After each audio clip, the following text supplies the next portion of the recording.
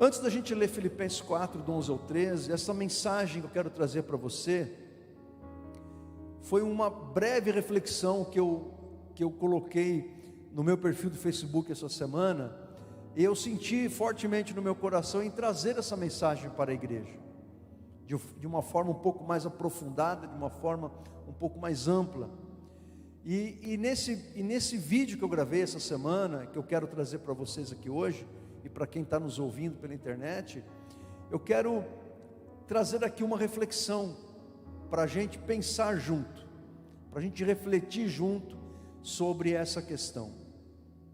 Algumas pessoas acreditam que nós pastores, que a igreja de Jesus, a gente deve estar preparados, devemos estar preparados, ou acredita-se que os pastores, aqueles que ensinam o povo de Deus, devem preparar o povo de Deus apenas para os momentos difíceis da vida, apenas para o sofrimento, apenas para as adversidades, apenas para os momentos difíceis. Eu vou pedir para o Zilton acertar aqui o meu som. Zilton, cadê o Zilton? Está muito eco aqui em cima. Som para vocês aí, tá bom, gente? Tá bom aí para vocês? Para mim está com muito eco. Melhorei, está muito alto também aqui para mim, aqui em cima, e muito eco. Acerta para mim aí, não sei onde está o Zilton. Quem está aí no fundo, faz favor, vê se você consegue acertar, tá bom? Então acredita-se que nós devemos ensinar o povo de Deus apenas a lidar com os momentos difíceis, com as situações desafiadoras, porque Jesus, afinal de contas, Ele foi à cruz e Ele sofreu em nosso lugar. Ele sofreu em nosso lugar. E mais, a Bíblia diz que nós devemos nos unir com os sofrimentos de Jesus. Tudo isso é verdade. É verdade que nós devemos preparar a igreja e os crentes para o sofrer, para as aflições, porque Jesus também disse isso, que no mundo teríamos aflições. Jesus disse que nós enfrentaríamos situações difíceis. Jesus não disse que ao entregarmos a nossa vida a Ele, nós não teríamos mais problemas, não teríamos mais dificuldades. O Novo Testamento também diz que nós compartilhamos dos sofrimentos de Jesus. Tudo isso também é verdade. Então, por conta disso, alguns acreditam que nós devemos ensinar a igreja somente para lidar com os momentos difíceis da vida, com os problemas da vida, com os sofrimentos da vida, com as perseguições por causa do Evangelho, e que nós não devemos ensinar os crentes a ter uma vida próspera, uma vida bem-sucedida, uma vida feliz, uma vida bem-sucedida em todos os seus aspectos, não somente no aspecto espiritual, mas também no aspecto emocional, relacional, na sua vida financeira. Então acredita-se nisso. E nessa reflexão que eu quero trazer para você, eu quero dizer para você que isso não é verdade. Eu quero dizer para você que a Bíblia, ela nos ensina tanto uma coisa quanto a outra. Eu quero dizer para você que a Bíblia é a palavra de Deus, revelada e inspirada pelo Espírito Santo aos seus cerca de 45 autores que escreveram este livro sagrado num espaço de mais ou menos 1600 anos.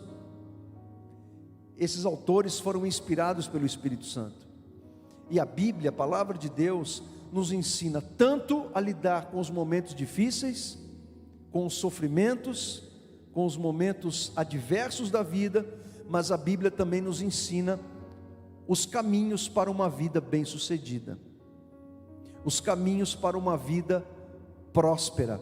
E quando eu falo de prosperidade, eu não estou falando de riqueza financeira, eu estou falando de você não ter falta de nada na tua vida, você não ter falta de nada. Isso para mim é um conceito de prosperidade. Você pode ter uma outra visão, você pode ter um outro conceito de prosperidade. Prosperidade para mim não é riqueza financeira, ela até pode fazer parte da prosperidade, mas ela não é só isso, porque alguém pode ter muito dinheiro e ser infeliz no casamento, ser infeliz na sua vida em geral. Então, para que tanto dinheiro? Se a pessoa ela não consegue encontrar um sentido para a vida, será que essa pessoa se sente próspera? Então, a prosperidade, ela vai muito além de ter uma conta bancária com muito dinheiro.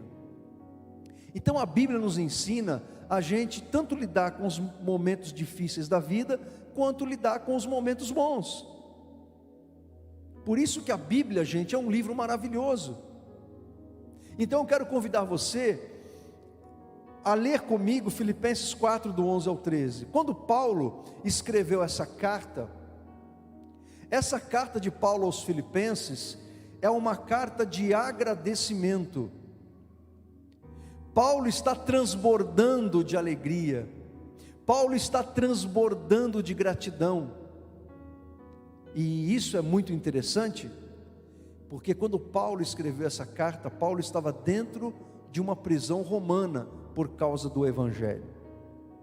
Paulo tinha todos os motivos para murmurar e reclamar da vida, mas ele estava transbordando de alegria, e de dentro daquela prisão, ele escreve essa carta para os cristãos da cidade de Filipos, para agradecer a ajuda que aqueles irmãos haviam enviado para o apóstolo. Paulo havia passado por alguma necessidade que nós não sabemos qual é. Se era uma necessidade de dinheiro, de comida, de roupa, ou de remédio, ou tudo isso ao mesmo tempo. O fato é que Paulo atravessou um momento de necessidade dentro da prisão, e aqueles irmãos enviaram aquilo que Paulo precisava para ter as suas necessidades supridas. Então Paulo escreve para agradecer aqueles irmãos.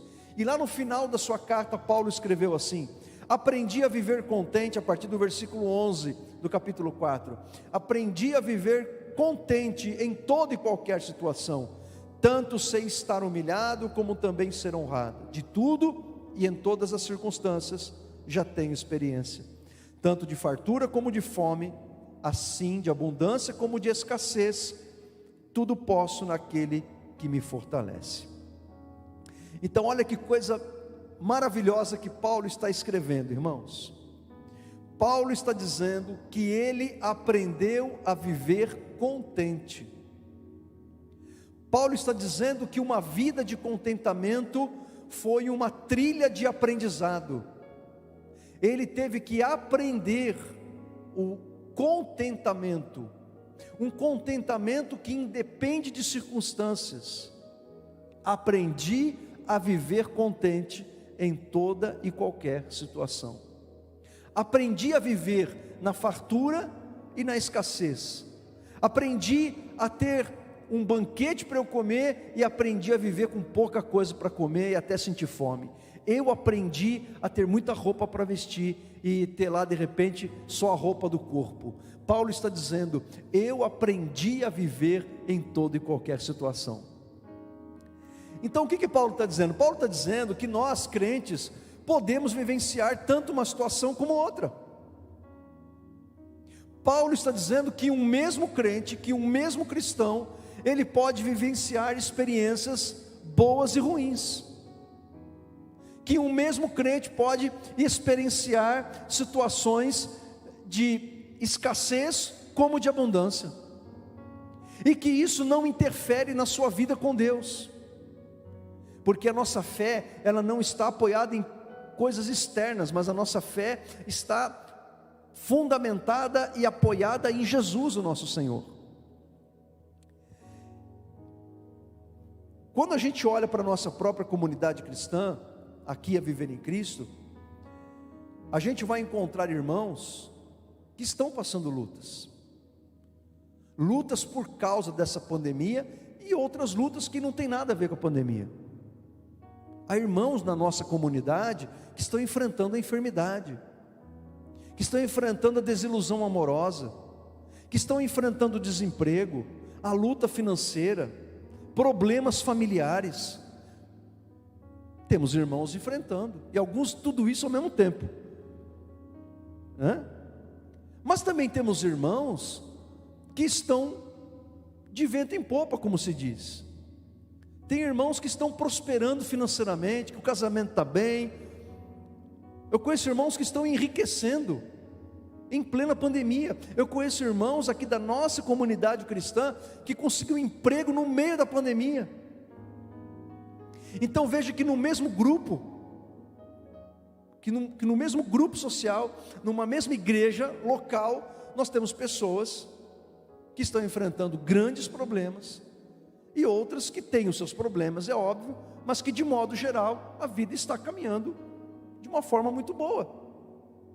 Eu não sei em que situação você se colocaria, como alguém que está enfrentando muitos problemas, porque não parece que tem aqueles momentos da vida que os problemas eles vêm de avalanche?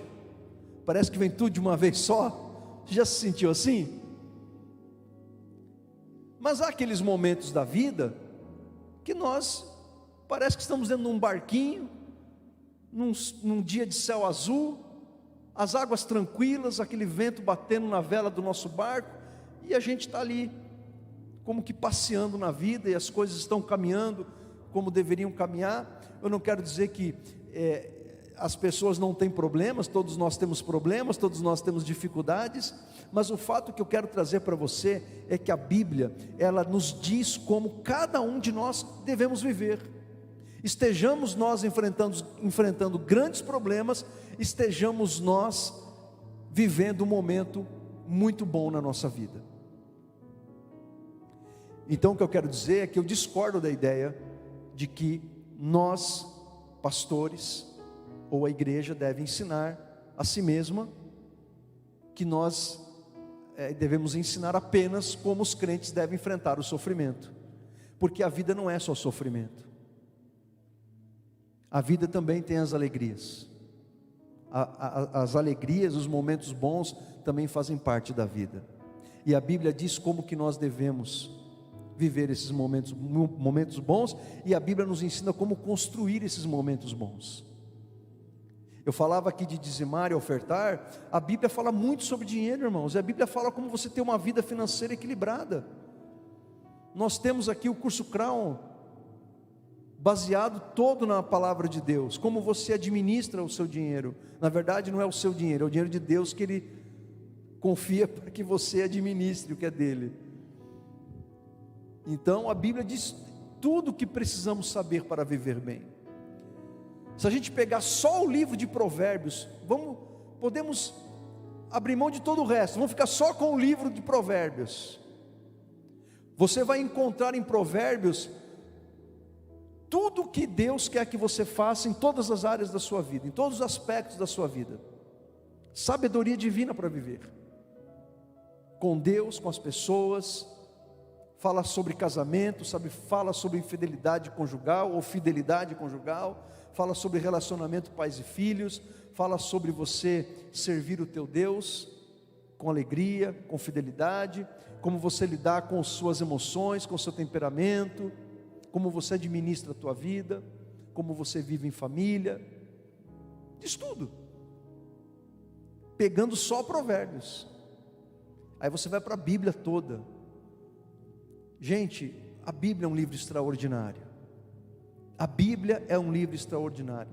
Normalmente, quase 100% das vezes, quando as pessoas nos procuram para tirar uma dúvida a respeito de como viver em determinada situação, a Bíblia já tem a resposta. A pessoa não sabe por quê, ou ela sabe que quer ter uma certeza, que às vezes a pessoa quer continuar no erro, ou porque realmente ela não conhece, não sabe. O que não significa que temos todas as respostas. Muitas vezes a gente não tem a resposta que a pessoa está procurando. Então o que eu quero trazer para você é isso. Você está vivendo um momento bom, você está vivendo um momento em que você não está enfrentando grandes problemas. O que a Bíblia tem a dizer para você? Você que está prosperando em todos os sentidos, fisicamente, não há ninguém com doenças graves na família, emocionalmente está todo mundo bem, relacionalmente, materialmente, espiritualmente, você sente que a tua vida está caminhando, sem grandes problemas, você se sente satisfeito com a tua vida nesse momento. Eu não estou dizendo que você que está vivenciando esse momento muito bom, que você não tenha problemas, que você não tenha desafios, que você não tenha pecados e tentações para enfrentar. Eu não estou dizendo que você não tem um inimigo chamado diabo, que está tentando encontrar uma brecha na tua vida. Eu não estou dizendo isso. Eu estou dizendo que você não tem grandes problemas na sua vida, nesse momento. Então o que a Bíblia diz para você? Você que está prosperando em todas as áreas da sua vida. 3 conselhos para você. O primeiro, seja humilde. Reconheça que tudo vem de Deus. Reconheça que o teu sucesso e a tua vida bem-sucedida é por causa do teu Deus na tua vida. Seja humilde para reconhecer que tudo procede do Senhor. Você se lembra o que Deus disse para Israel? Quando Deus estava para colocar o povo dele na terra prometida? O que Deus falou para Israel? Olha, quando vocês entrarem na terra, e vocês vencerem os seus inimigos, e vocês construírem casas na terra que eu vou dar para vocês, e vocês começarem a tocar a vida de vocês, e plantar, e a frutificar, e terem uma vida de paz, de liberdade, não se esqueçam de que fui eu que coloquei vocês naquele lugar. Seja humilde para reconhecer que onde você está hoje, foi Deus que te colocou lá. Não se esqueça que é o teu Deus que te dá a vitória. O teu Deus, Ele te dota de qualidades, de dons, de talentos, de forças. Eu sou radicalmente contra aquela ideia de alguns pastores, teólogos e cristãos que dizem que não há nada de bom em você. Isso não é verdade. Isso não é verdade. Começando pela imagem e semelhança de Deus que está em você. Você foi feito conforme a imagem e semelhança de Deus. Como que não há nada de bom em você? Antes de você vir para esse culto, você se aprontou, você se arrumou, você serviu o café para o teu filho, para os seus filhos, você se embelezou. Todo mundo aqui hoje ficou na frente do espelho para ficar bonito, não é verdade? Isso não é bom? Todo mundo aqui tomou banho, se aprontou, você fez lá a sua oração. São coisas boas que existem em você, e essas coisas boas foram colocadas pelo Senhor. Então seja humilde para reconhecer de que tudo que você tem e tudo que você é, tudo aquilo que é de bom veio do Senhor. Amém? A Bíblia diz que Deus resiste aos soberbos, mas Ele dá graça aos humildes.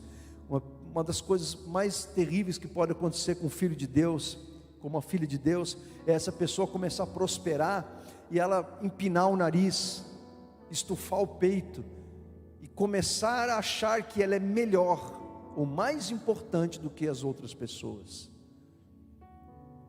Então, se você era humilde quando não tinha nada, ou quando você tinha pouca coisa, continue humilde. Se você saiu da bicicleta e foi para o carro, continue humilde. Se você era um ajudante, agora você é um gerente, continue humilde. Não se ache melhor do que os outros. Reconheça Deus na tua vida, reconheça o Senhor na tua vida. Provérbios diz: não se apoie no seu próprio entendimento. Não se apoie no seu próprio entendimento. Em outras palavras, a Bíblia está dizendo: olha, não confie tanto em si mesmo. Não confie tanto naquilo que você acha que sabe. Seja humilde na presença de Deus. Em segundo lugar, está prosperando, seja generoso. Reparta com os outros com aquilo que Deus tem te abençoado. E eu não estou falando repartir apenas financeiramente, materialmente, mas reparta conhecimento, reparta amor, reparta qualquer tipo de ajuda que você pode dar. Olha o que diz Provérbios 22:9: o generoso será abençoado, porque dá do seu pão ao pobre. Seja generoso, não retenha só para você as coisas boas que Deus tem realizado na tua vida. E em terceiro lugar, tem muito a ver com o que eu falei em segundo lugar da generosidade. Deus está te abençoando de muitas formas, então sirva a Deus de muitas formas. Deus está dotando você de bênçãos que estão transbordando na tua vida. O que você tem para oferecer para o reino de Deus? O que você tem a oferecer para as pessoas? Como que você pode servir a Deus com os recursos que Ele tem te dado? Pare para pensar quantas coisas boas existem em você, com você, ao redor de você, que você pode ajudar outras pessoas, que você pode servir a igreja, que você pode servir aos irmãos, que você pode ajudar os não crentes. Sirva a Deus, ofereça a tua vida a Deus, ofereça os teus dons ao Senhor, os talentos que Ele tem te dado, as habilidades que Ele tem te dado, as capacidades que Ele tem te dado, mas faça isso de coração. Faça isso não para ser visto, aplaudido, não para suprir uma necessidade existencial que você tenha. Eu costumo dizer que ministério, gente, ministério não é para você fazer tratamento terapêutico. Tem gente que usa ministério para se tratar. Se você tem problema de carências, não é o ministério que vai fazer isso com você. Você precisa de outro tipo de tratamento. Se for para você oferecer tua vida, faça isso com um coração livre, generoso, abençoador, saudavelmente. Está prosperando em todos os sentidos? Seja humilde, seja generoso, sirva a Deus e as pessoas com os recursos que Ele tem te dado. Olha o que Paulo diz em 1 Coríntios 12, que devemos buscar os melhores dons espirituais que o Espírito Santo nos concede. E Paulo diz que os dons espirituais visam para o bem comum. Você não deve buscar os melhores dons, como Paulo nos aconselha em 1 Coríntios 12, 14, para o seu engrandecimento, para a nossa glória. O único dom que nós temos, que é exclusivamente para a edificação do nosso espírito, é o dom de línguas estranhas. Todos os outros dons, os 9, tantos outros, porque não há somente 9 dons espirituais. Paulo fala de 9 dons em 1 Coríntios 12, só que você vai encontrar outros dons, outros ministérios em Romanos 12, 1 Pedro 4, Efésios 4, 11. Paulo mesmo em 1 Coríntios 12, dos versículos 4 ao 7, Paulo fala de uma diversidade de trabalhos, realizações pelo Espírito Santo. O Espírito Santo não está fechadinho, com 9 dons. Deus pode nos usar de uma forma tão exponencial que nós nem conseguimos imaginar. E quando você é dotado por Deus de dons, habilidades, talentos, ministérios, é para que você sirva as outras pessoas. Está vivendo um momento bom da sua vida? Sirva a Deus. Agora eu quero falar com você que está sofrendo grandes problemas, grandes tribulações. Quem sabe uma enfermidade na família ou em você, grave. Uma enfermidade grave, irmãos, desestabiliza uma família, muda totalmente uma família. Quando você tem alguém doente na família, com uma doença grave, todo o sistema fica adoecido. E quando eu falo doença, eu não estou falando só de uma doença, estou falando às vezes, de um vício mesmo, estou falando de droga, estou falando de bebida, porque isso também é doença. E por mais que alguém da família diga, isso não é problema meu, ele que se enfiou nesse negócio, ele que se vire, o sistema fica adoecido, todo o sistema adoece. Por mais que a pessoa não queira se envolver, ela já está envolvida. De alguma forma aquela pessoa, ela vai ser afetada com aquele adoecimento. Então de repente você tem alguém doente na tua família, desemprego, conflitos familiares, crises existenciais, perseguição. Quem sabe você está sofrendo uma desilusão amorosa, e desilusão amorosa dói para burro, não é verdade? Quando a gente está com com a pessoa amada do nosso lado, a gente está, né? Mas não é fácil para quem está vivenciando um momento de desilusão amorosa, né? É muito difícil. Então, eu não sei que tipo de problema que você está enfrentando, se você faz parte desse segundo grupo, dos que estão enfrentando grandes problemas. Então, o que a Bíblia tem a dizer para você? 3 conselhos também para você, que faz parte dessa turma que está enfrentando aí grandes lutas. Primeiro, ore a Deus e confie nele. Primeira coisa, parece uma coisa básica, gente, uma coisa básica.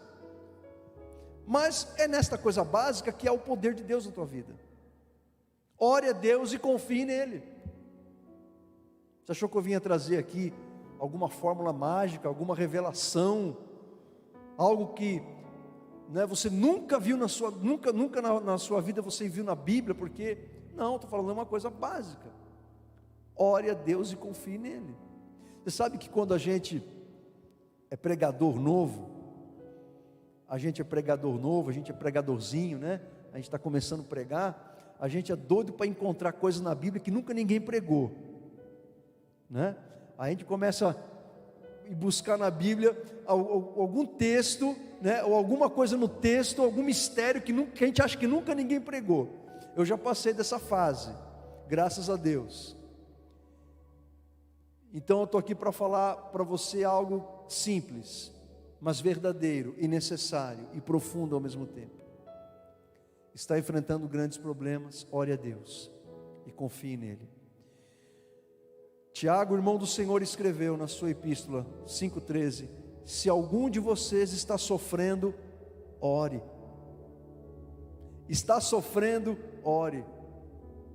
Por que será que alguns de nós, quando o problema bate a nossa porta, e quando um problema bate a nossa porta, eu falei aqui de desemprego, eu falei de enfermidade, eu falei de desilusão amorosa, eu falei de crise existencial, eu falei de conflitos familiares, são problemas graves que afetam a nossa vida. Esses tipos de problemas, crises grandes, abalam a gente de todas as formas, nos abalam emocionalmente, e o abalo emocional pode refletir no corpo.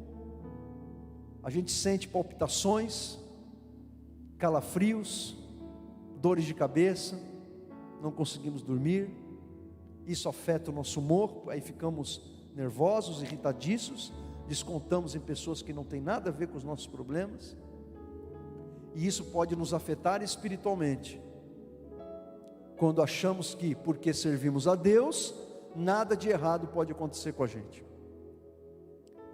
Isso é uma forma errada de pensar a vida cristã. Então, uma crise, ela pode nos abalar de muitas maneiras. Mentalmente, a gente podemos ficar confusos e não sabermos que direção tomar. Então, nós temos que orar a Deus.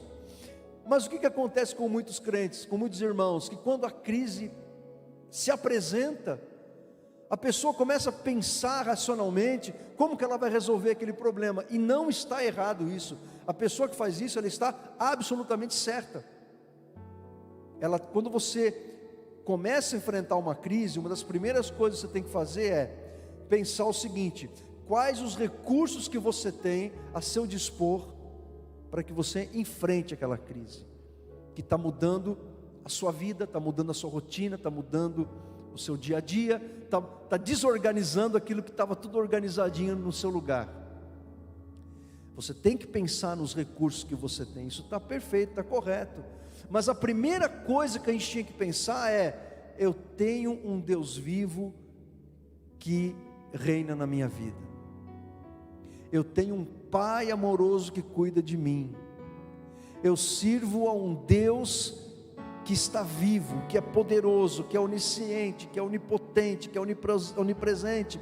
Eu tenho um Deus que diz a sua palavra que se eu entregar a Ele todas as minhas preocupações, Ele vai me ajudar. Essa é a primeira coisa que a gente tinha que pensar. E às vezes, quando a gente enfrenta um problema pequeno, que está ali, que a solução está ao nosso alcance, às vezes a gente até esquece que a gente é crente. A gente até esquece que temos um Deus, porque afinal de contas a solução está ali, está muito fácil de resolver. mas a gente deveria lembrar-se de Deus sempre. Seja um problema grande, seja um problema pequeno, seja um problema que a gente sabe qual é a solução, seja um problema que a gente não sabe qual é a solução, seja um problema que a solução depende da gente, seja um problema que a solução existe, mas não depende da gente. A gente tem que orar sempre, em qualquer circunstância, em qualquer situação. Está enfrentando uma crise, está enfrentando uma tribulação, orem a Deus e confiem nele. O apóstolo Pedro escreveu na sua epístola, na primeira, 5:7, entreguem todas as suas preocupações a Deus, pois Ele cuida de vocês. Esta palavra, ela é consoladora. Essas palavras são consoladoras, e são as palavras de Deus. Ele cuida de nós, Ele cuida de você. Amém? Ore a Deus, confie nele. Em segundo lugar, peça sabedoria a Deus. Acabei de dizer que quando nós enfrentamos uma crise, isso pode abalar a nossa capacidade de raciocínio. Às vezes a solução, às vezes ela é tão simples, mas é uma crise que nos abala tanto que a gente não consegue enxergar.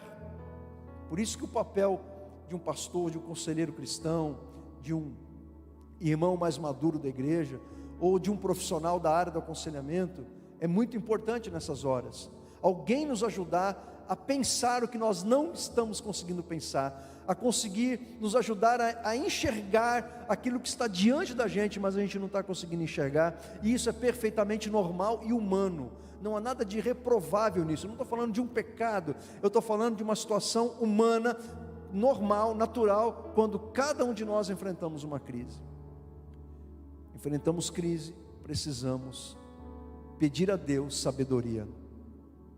O mesmo Tiago que falou e que escreveu, o mesmo irmão do Senhor, que se tornou depois líder da igreja de Jerusalém, que disse para a gente, olha, está sofrendo, ore, ele também escreveu na sua epístola, se alguém tem falta de sabedoria, peça a Deus, e Ele dará, porque é generoso, e dá com bondade a todos.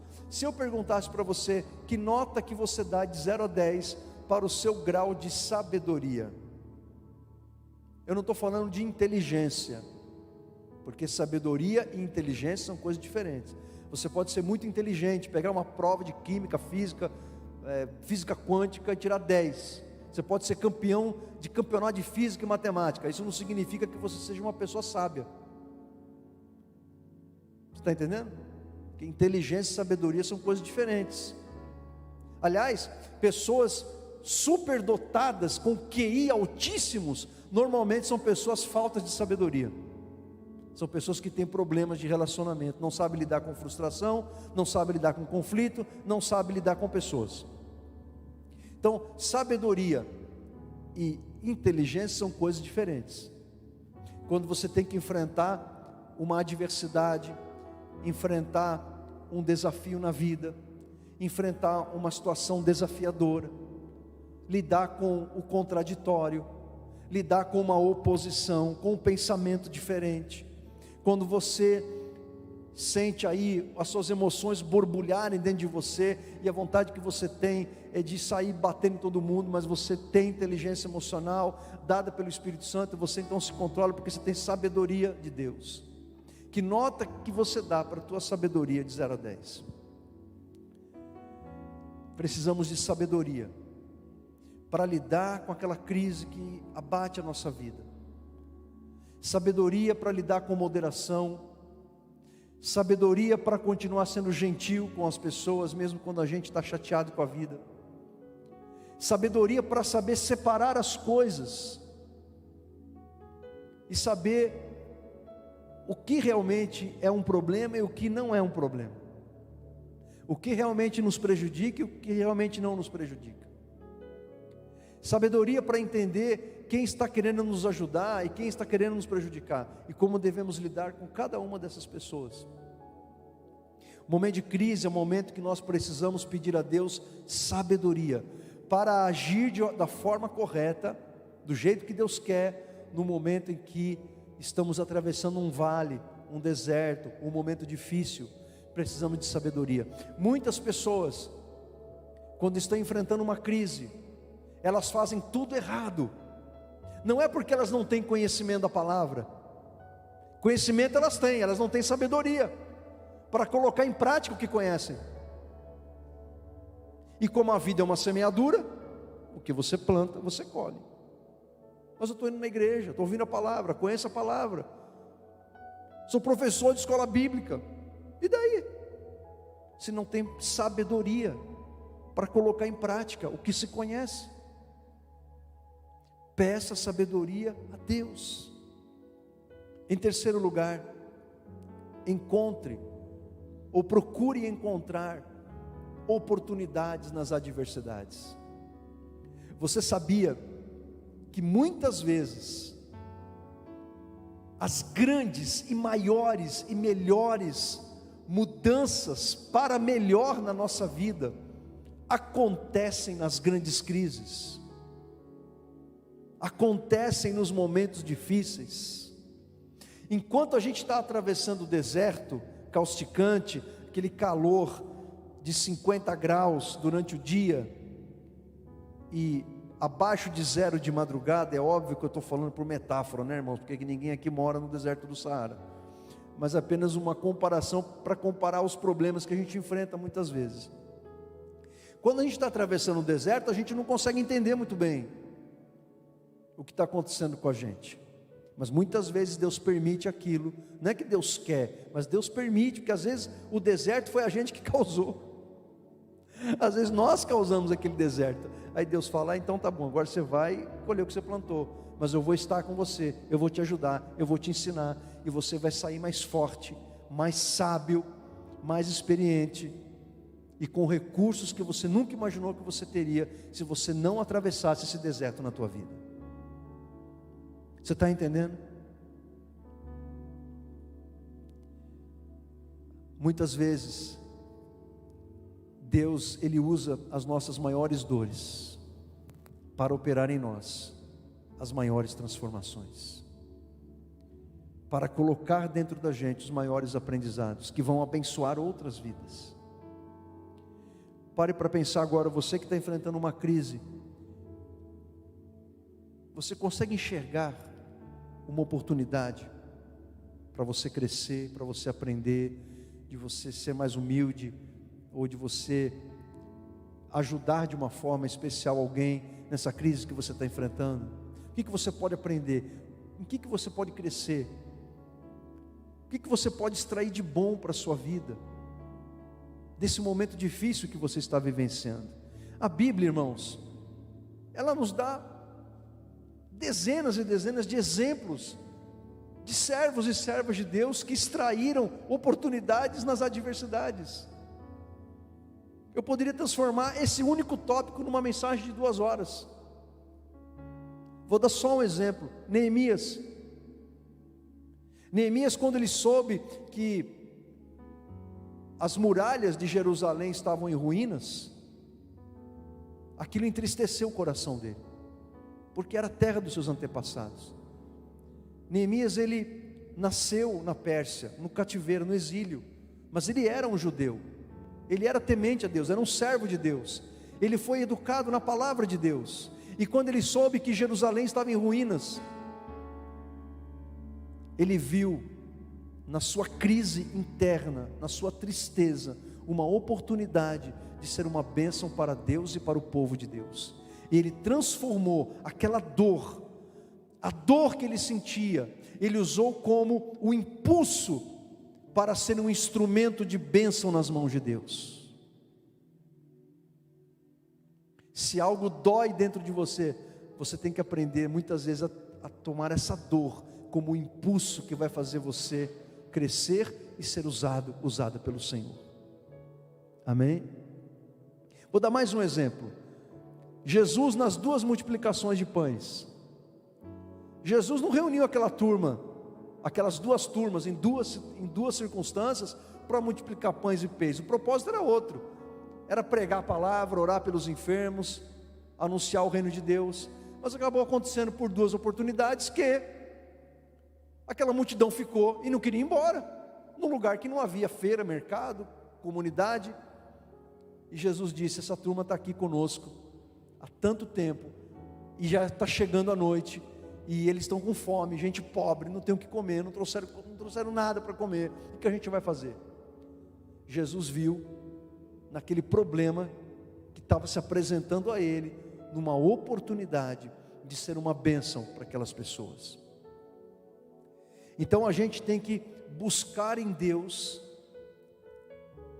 e isso envolve também oração, busca, direção do Espírito Santo, que Ele nos ajude a enxergar as oportunidades que nós temos nas adversidades. Então você está enfrentando um problema, enfrentando uma crise, reclame menos e ore mais, murmure menos e busque mais direção de Deus. Irmãos, como eu tenho aprendido isso na minha vida, eu tenho aprendido isso, a encontrar, a buscar oportunidades nas pequenas crises e nas grandes crises.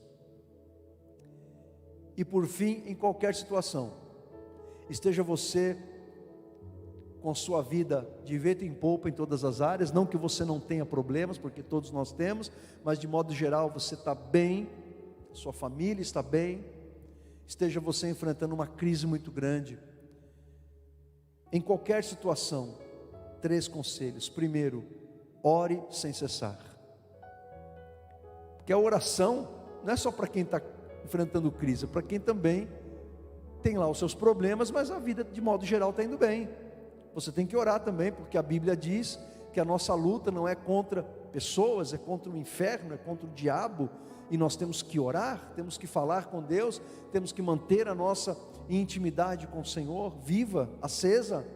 O fogo no altar não pode se apagar, aquele fogo que não se apagava no templo de Jerusalém, é um tipo da nossa vida com Deus, que não pode se apagar.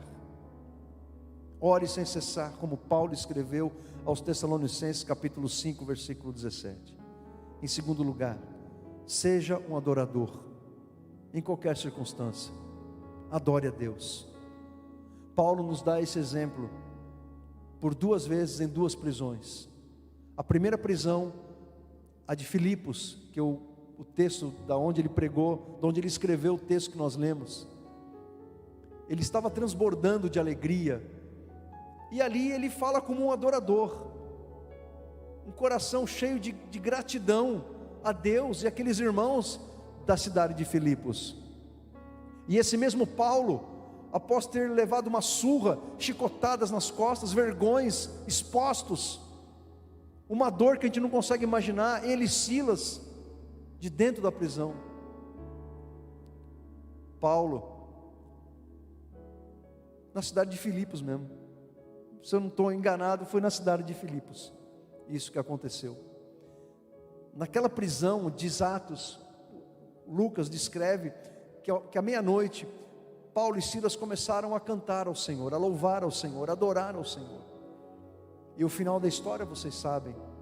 Paulo nos dá um exemplo de como ser um adorador, mesmo quando você está alegre, com o coração cheio de gratidão, mesmo quando você está sentindo dor, a dor da perseguição, a dor da falta de entendimento, a dor física ou a dor emocional, seja um adorador, adore a Deus em espírito e em verdade. Jesus disse que o Pai procura adoradores que o adorem em espírito e em verdade, em espírito com o teu espírito, em verdade a tua vida, praticando o Evangelho. E em terceiro lugar, em qualquer situação, esteja você bem, esteja você em crise, obedeça a Deus, faça a vontade de Deus em tudo, em toda a sua maneira de viver, obedeça ao Senhor. Jesus disse: aquele que me ama, obedece os meus mandamentos. Aquele que me ama faz o que eu quero. Obedeça a Deus, obedeça ao Senhor, faça a vontade dEle. Deus abençoará você, amém? Convido você a fechar os teus olhos, abrir o teu coração.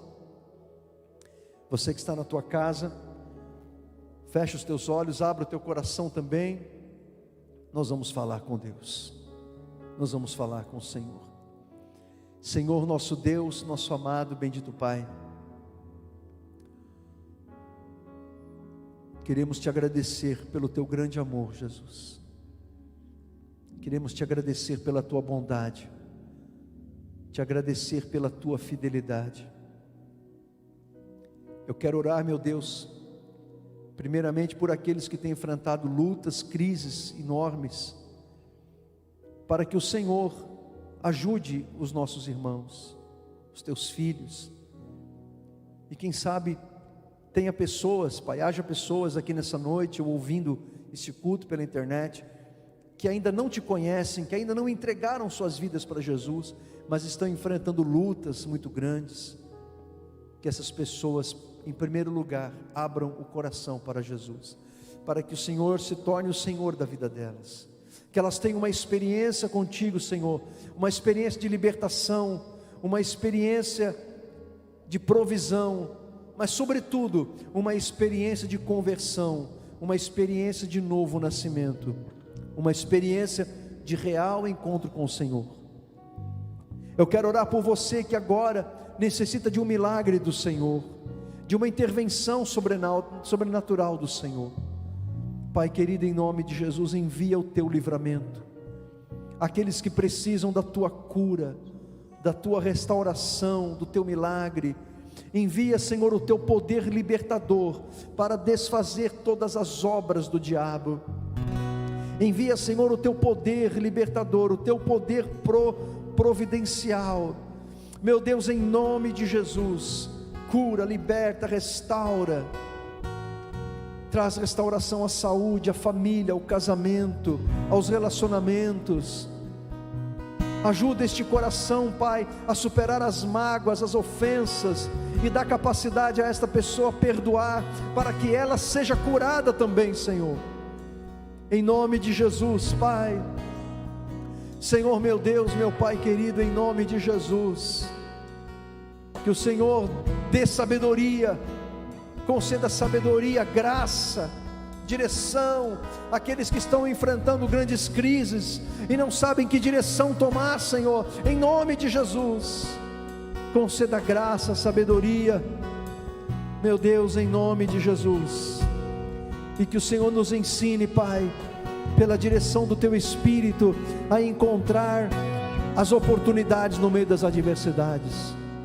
E para aqueles, Senhor, que estão vivendo momentos bons na vida, que o Senhor use a vida desses Teus filhos, que o Senhor nos ensine o caminho da humildade, da generosidade, do serviço a Ti e aos outros. Que o Senhor venha nos ajudar, Pai, na nossa caminhada contigo.